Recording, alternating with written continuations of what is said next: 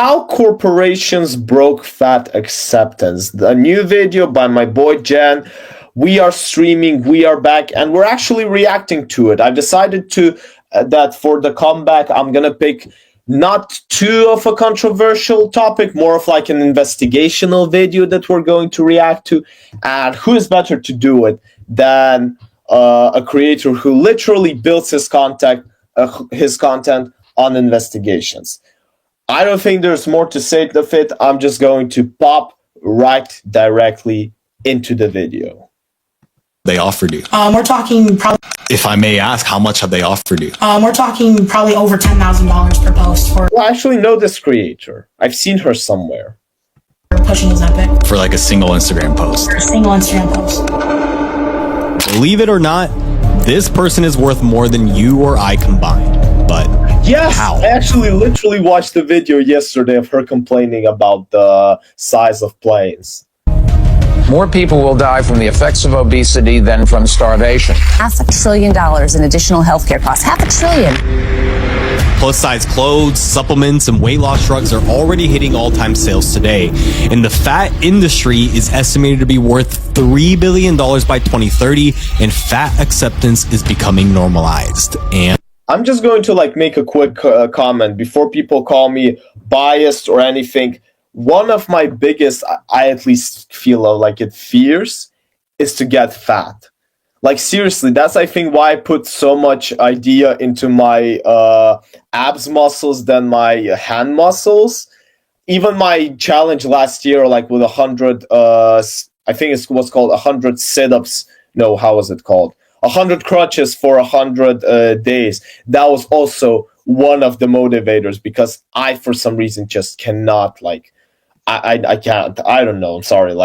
Not to judge anyone, but this is just something personal. So don't call me biased. I'm actually going to be trying to be rational on this one, as I always am. And it's all by design. What's next? The next step is turn people into helpless beings and that they must medicate for it. It's going to be drugged out. So I talked to a fitness expert and a fat activist and went down a rabbit hole to find out who exactly is profiting from making America fat. That's why I like Jen. His content is usually investigation. We get to learn new stuff instead of just judging one side or another. I'm curious, do you have a medical condition that makes it impossible for you to lose weight? I have several medical conditions. I wouldn't say it makes it impossible to lose weight. And then I'm on medications for different conditions that I have. If you don't mind me asking, how much do you weigh? Yeah, that's one that I'm I don't usually tell people, but it's well over 500 pounds. And so I don't give a specific number, but yeah. Got it. So I saw on your website that you created a petition called the Fat Equality Bill. I actually checked. I think she was one of the organizers of FatCon, or she was at least pushing this idea. She was definitely involved in it. If you don't know what FatCon is, just check it by yourself. I'm not even going to attach any links. Bill of Rights petition. How are fat people discriminated against? Fat people are discriminated against every day, and it's been ingrained in us to treat fat people poorly, to be honest. A lot of fat people face medical discrimination. Oftentimes we're told about our weight, whether it's related or not. In travel, we are forced to pay for 2 seats if we take up more space than the average person, even though we're going to the same place. Social media platforms censor our bodies, fat bodies. So what exactly are you trying to accomplish with this? That is actually interesting. I've never heard of social media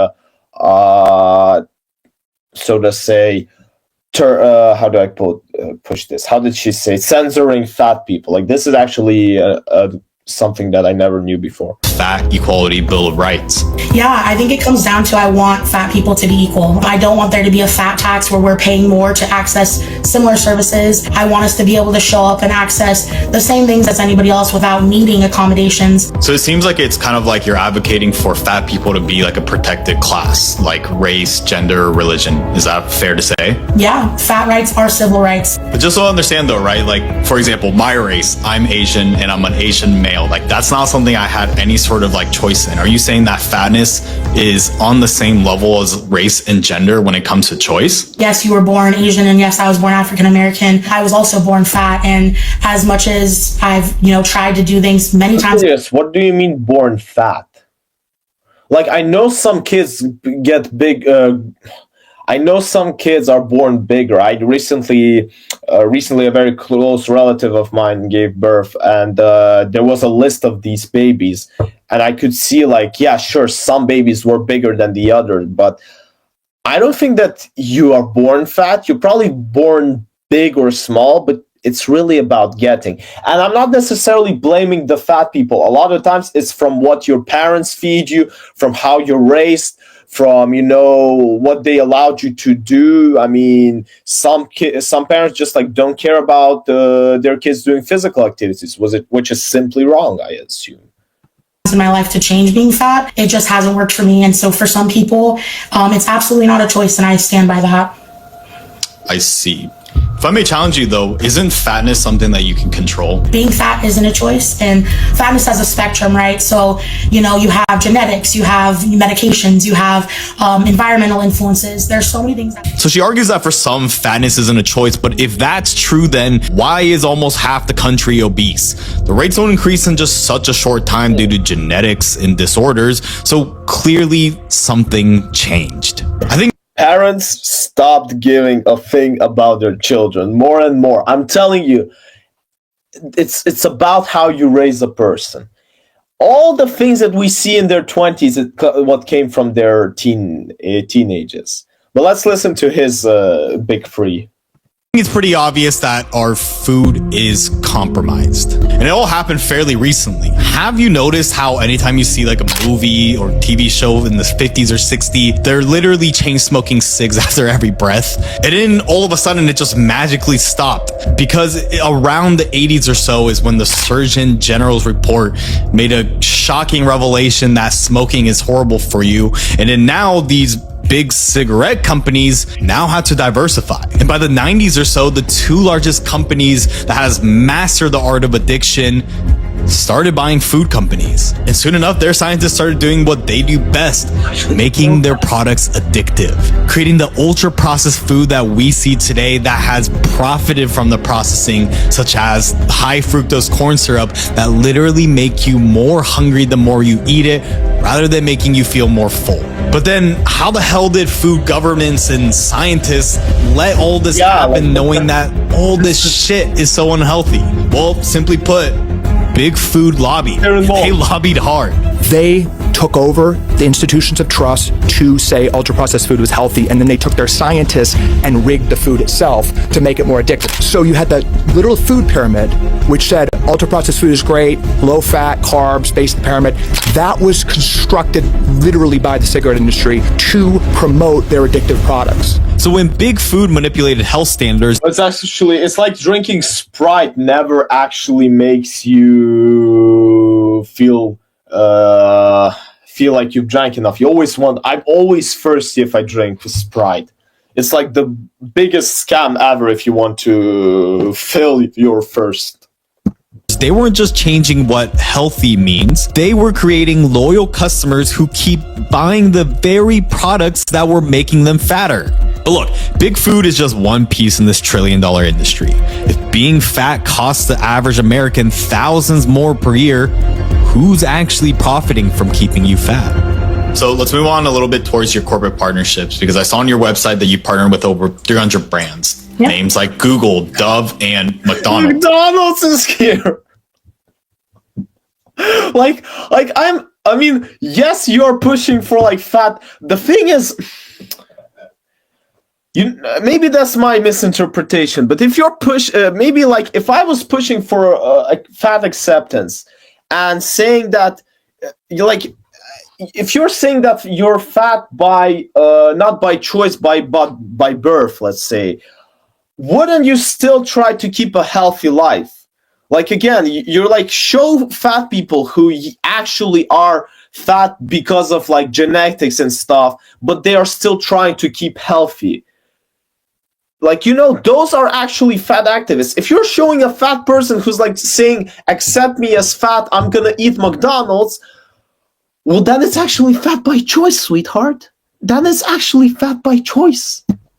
Do you think corporations actually genuinely support your activism, or using you and your followers as an opportunity for financial gain? I think that that's a great question. I think performative inclusivity is something we need to talk more about. So for instance, I've worked with McDonald's, like you said. Have we ever had a conversation about making their restaurants more accessible or having more representation in their marketing? No, I definitely haven't spoken to them about that. But then there are companies like Big Fig Mattress who specifically target plus size community, and you can see it through and through that they're. Of course, because McDonald's doesn't need.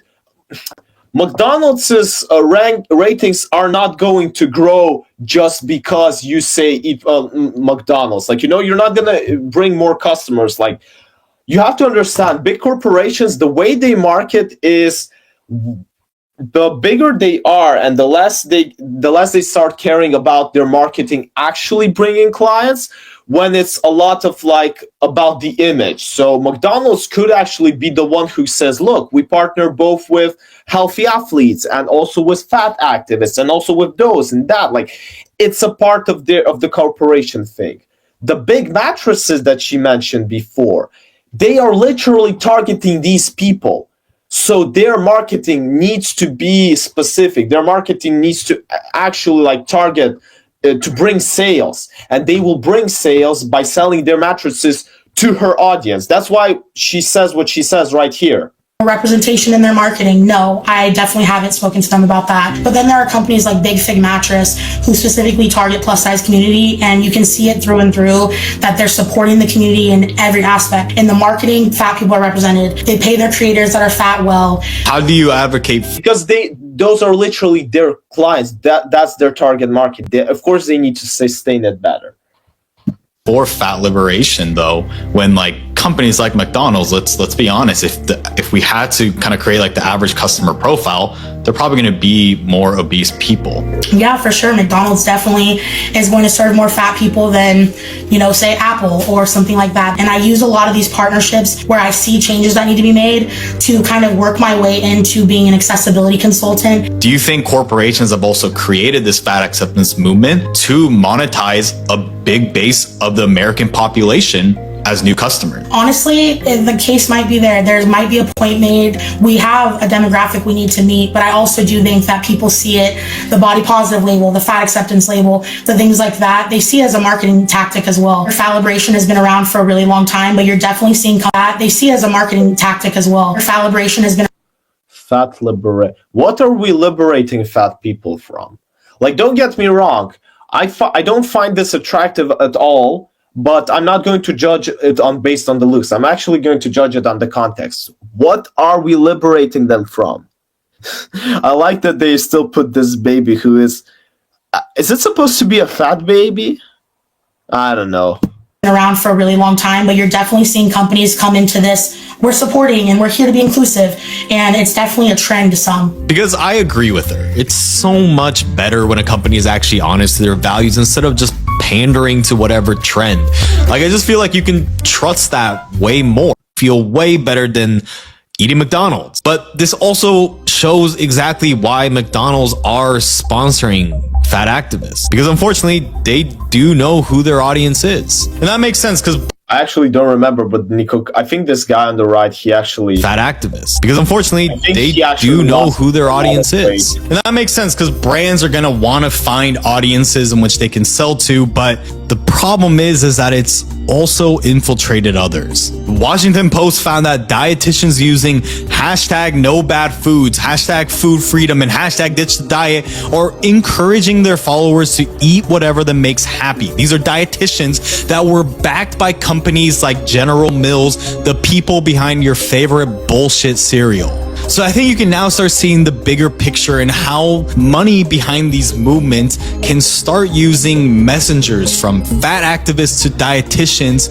to slowly start chipping away at the public's perception. In this case, what's healthy. So what happens when a company gains absolutely nothing from fat activism and in fact can be hurt from it?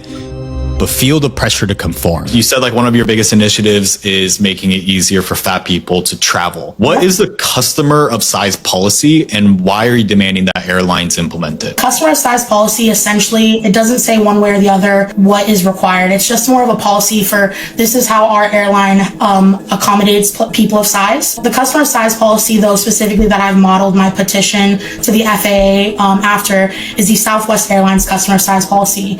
And with that policy, anybody who encroaches on the second seat can be given a free seat in order to make sure they're accommodated and they're comfortable on their flight. For me specifically, though, I take it a step further, and I think that all airlines should model their customer of size policy after Southwest and provide that second additional seat, and even a third if you're encroaching upon that much space. It's considerate for your body, but also anyone else flying next to you. You know what's the problem with, like, her comment isn't that bad and it isn't that stupid, and I actually like people who are taking actions even if I don't agree with them. But the problem is companies work based on client interest. So in order for her petition or her ideas to work, a company should look, how are they going to get more profit? By making their seats bigger so that more fat people can fly, or by not increasing them and sure, maybe cut a smaller part of fat people, but save much more money than they would have lost if they, for example, made the seats bigger, got less people, because bigger seats means less space, means less people. So what she's trying to say is she's trying to convince a company to basically be a good angel, and these things can work if you're talking to a government whose ideas might be more delegated towards the people and towards the human interest. But companies don't think like this. Companies look at everything at pure profit. Will listening to your petition bring them more profit? I assume no. That's why, sorry, but your petition is a bit bullshit. It's just not gonna work. I'm sorry, but keep thinking, keep trying. Maybe one day you'll succeed. We're going to be real. This whole thing that she's talking about only really stands if fatness is truly like a disability that you're born with and you can't change. Because I think he was chill at the interview, but now he's just pissed. Like, he didn't agree with her at all. Anyone here can deny that we should absolutely accommodate people who are disabled. But if it's something that you can change, come on, that's ridiculous. So really the question becomes personal. I'm much more chill. And I consider myself a very aggressive person. He's supposed to be the more rational one. He's investigating. I'm just reacting. Jen, take a breath. Responsibility, and I wanted to find answers. So I wanted to talk to this expert, and especially this one, because of this reel. No, people who are overweight but active were more healthy than those who are overweight but inactive. Because in order to understand how the last player is able to profit so much, we have to separate truth from opinion. Understand how a movement can go from acceptance to ridiculousness. So my entire life was spent in athletics. I used to eat whatever I wanted, looked relatively good while doing it. And then when that stuff stopped and I didn't change my dietary habits, I noticed that I wasn't really liking what I saw in the mirror. I was starting to go a certain direction. And then finally I was like, okay, I got to figure this stuff out. I figured out that through manipulating certain variables, it was just a mathematics game. It became very, very frustrating to me to see other people who wouldn't recognize that it was and would say a lot of things contrary to that, like, oh, it doesn't have to do with calories, it just has to do with my hormones. And that kind of catapulted me into a career of debunking various fitness and nutrition myths. And that's why I have an issue with the whole idea of acceptance. We don't accept alcoholism. We don't accept drug addiction. And a movement that bases its entire name around. Imagine if there's gonna come a day when we're gonna accept all of these things. The world is just gonna be cooked, and I'm gonna be there to watch it. I'm so bad. The title acceptance does not make sense to me when it comes to something that is that detrimental to your health. It's a great point, because when fatness is now affecting 40% of the population and costs people $1.7 trillion per year, why the hell was this epidemic not being taken seriously? Of course, there's a lot at stake to not fix it. Because when you have a golden ticket that convinced people that you can solve their problem with no extra work, you spend all the ad dollars in the world to keep it that way. And the most ironic part about this final player is that even though it's benefiting the most from the fat acceptance movement, it might also be the very thing that ends it. Oh no, I thought that I read some Polish words here, my bad. Might also be the very thing that ends it. Ozempic and the body condition of most of the people at the Golden Globes shows that the fat acceptance movement was all a scam. The moment that you had an easy route out of being overweight, body positivity went out of the window. It's so true. Because yeah, what the hell happened to all the acceptance? I mean, just look at the sales over the last few years and what it's projected to be. And now look at their stock that has exploded to become one of Europe's most valuable companies. And now we have... it's a Danish company, right? Give me a sec. Is it? No. What company is it? Wait, which company is this? Novo Nordisk. Yeah, it's supposed to be some kind of Scandinavian company. Yeah, I think. Yeah, it's a Danish company. I checked it out. It's a Danish company. I knew it has to do things with Europe. I just knew. Americans couldn't come up with this. This is all the work of Europe. Like, of course, Europeans just scammed the Americans, took their money, made them fat, and are just chilling and watching their world burn. I'm telling you, same thing. I'm so waiting for the alcoholics movement. I am so gonna be there. I'm so gonna be reacting to videos once that starts. Or maybe filming my own. I don't know yet, but it's gonna be there. I'm gonna be there, I promise you. Bearable celebrities like James Corden's to those that yap about acceptance like, oh, James Corden is also British. He doesn't give a fuck about Britain. Oh, sorry, about the US. Like, Europeans are just scamming USA. Oh my god, this is so hilarious to watch. This is where... Okay, we're not gonna get too political here. Oprah, who literally used to back Weight Watchers that actually promotes like real diet and exercise, to now all of them using Ozempic. And it's also not just the fatter celebrities that are using it, it's becoming an epidemic, and it's only just the beginning. How common are you seeing Ozempic, whether it be amongst your clients or people you know? It's incredibly common. I'll deal with people every day who are like, oh yeah, my aunt is on this, my cousin's on this. What's like you saw, when I saw Ozempic, I thought it was something Polish, so you can assume how much I've heard from people around Europe about it. Next? The next step is to turn people into helpless beings, or make them believe that they are completely helpless and that they must medicate for it. And so that is going to become the logical conclusion rather than a last step. It's starting to become more popular too in the bodybuilding community, because one of the main mechanisms of action for GLP-1s is that it does reduce your appetite. So you'll get people who are trying to cut down to body fat levels that aren't sustainable, and the leaner you get as a bodybuilder, the hungrier you get. So it's reached everyone, but especially middle-aged older women, and it's no coincidence that that's also the group that's most represented by the fat acceptance movement, because, come on, there's no fat acceptance for guys. Like, true, it's like, fucker, go lose some weight. There's no this, oh, let's go, girl, you're such a queen and all of that. No, fuck you. Like, in my friend group, we have actually one of our friends, I visited him both times for New Year's, and he did lose his weight compared to last year. He's still the fat guy because he has to lose more. At least until we see a six-pack, he's gonna be the fat guy amongst us. So, like, Jen is right. There's no fat acceptance amongst guys. Because what if I told you that Novo Nordisk, the company behind Ozempic, donated $500,000 to an advocacy group called the Obesity Action Coalition and hundreds of thousands to other similar... You know, when I see like adults being obese, I'm like not caring, not that much caring. You know, they're older, they made their choice, whatever. But when I see kids like over here, I'm just thinking, these are just some poor parents. And I actually feel sorry for the kids. I actually feel very sorry for them. Various advocacy groups. But now they're trying to change policy and they're targeting specific groups in order to achieve that.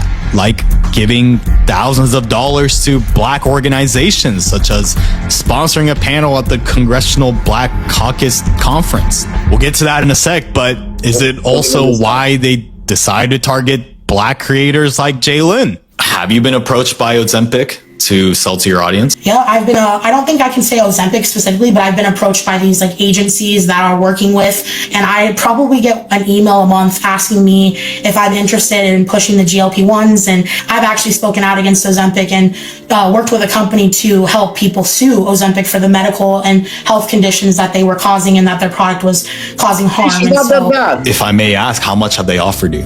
We're talking probably over $10,000 per post for pushing Ozempic. For like a single Instagram post? For a single Instagram post.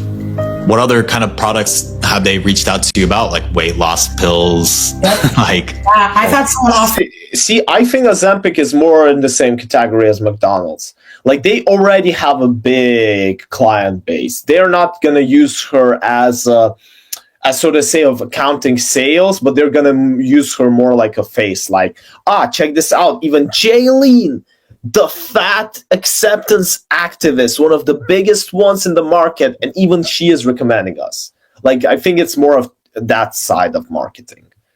To give me bariatric surgery. If I flew to their country, they would completely cover the cost and my expenses to stay in their resort thing while I get weight loss surgery. And that was for a company based out of Turkey. And I've had them reach out probably. Okay, I'm not gonna make these jokes because I don't want to get banned on my first stream back. Only 5 times over the 6 years I've been doing this. Look, I disagree with you. I believe a lot in health, fitness, and keeping what I consider a healthy weight. But the fact that you're standing on your values and frankly standing on business, I commend that a lot. Do you feel like a lot of other fat activists are now starting to sell out? So I think he's just pissed. He's still pissed. The ability to sell out is there. If you want it, you can start working with the GLP-1s. You can start licensing your content to weight loss programs that are trying to build AI, to, you know, things like that, right? There's so many ways you can sell out. It seems like there's a lot of lucrative opportunities to be a fat activist. Man, maybe I take my statements back. Maybe I need a course change on my content. No, I'm kidding. Jen, I've been watching you for too long. You're welcome over here, man. We'll accept you.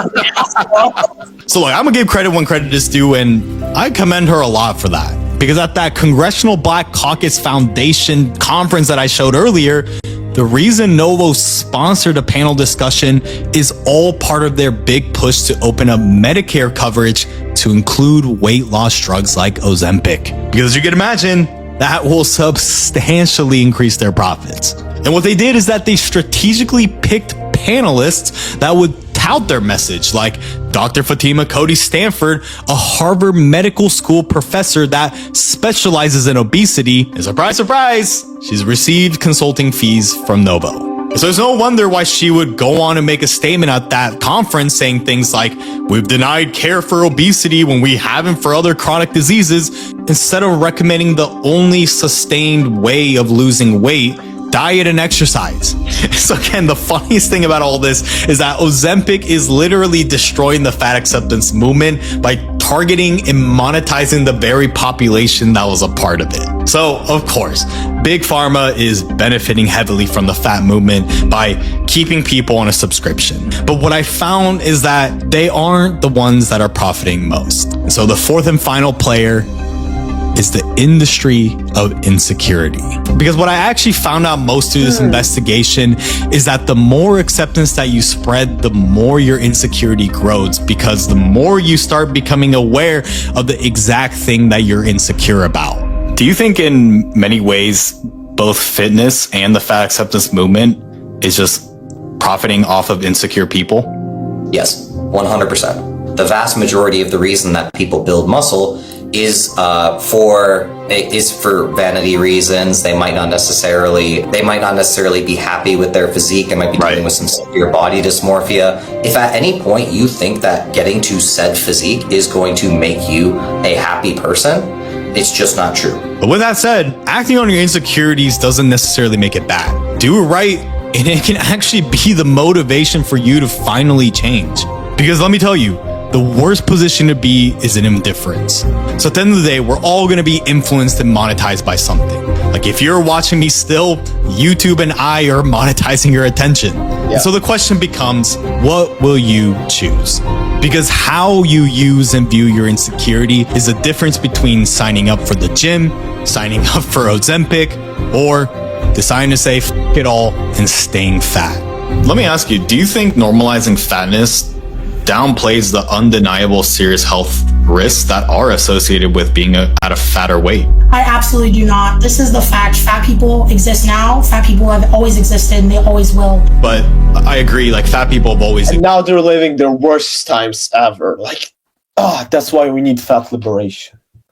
Existed throughout history, but we are seeing undeniably unprecedented levels of obesity, especially in this country, though. So I don't think we can also downplay that. But to be fair, now they are living one of their worst times. Like, if you were fat in the 60s, you had the higher chance to survive than fat in 2020s. But keep in mind, that was a different kind of fat. Health looks different to all, and you are right. There are many diseases that are, made worse by your weight. So I understand that, and I respect that perspective. I just also think that there's an argument to be made that you can be healthy at any size. So look, clearly we may never agree, but just as fat activists shouldn't force society to conform to their beliefs, I'm also never going to force people to conform to whatever I believe. But with that said, with freedom comes responsibility and accountability over our choices. And until you can understand power and how it influences movement, you will be powerless to the movements designed to influence you. And so to help you with that, sign up to a free weekly newsletter where we uncover. Yeah, this is like an advertisement. This is like an advertisement. You can learn to use it the right way. And click here to watch the next video somewhere. So yeah, this is basically just advertisement already, but wow, what a video. Of course it's gonna get a like from me, and wow, yeah, I forgot how much I missed all of this. But moral of the story, moral of the story